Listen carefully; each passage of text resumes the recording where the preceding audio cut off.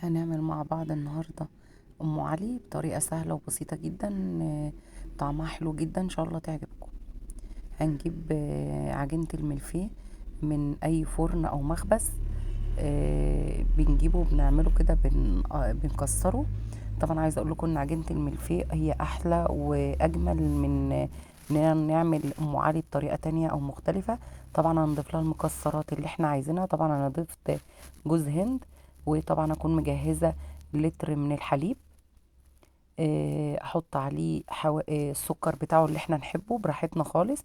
وهبدا اقلبهم كده زي ما انتم شايفين، وبعد كده اقلبهم احطهم في الطواجن. بعد كده هكون مجهزه كريم شانتيه.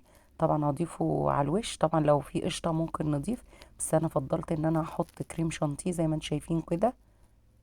عاملاه خفيف مش تقيل قوي، وطبعا رشيت عليه رشه من السكر بس كده، ودخلته بس تحت الشوايه، وزي ما انتم شايفين كده طلع.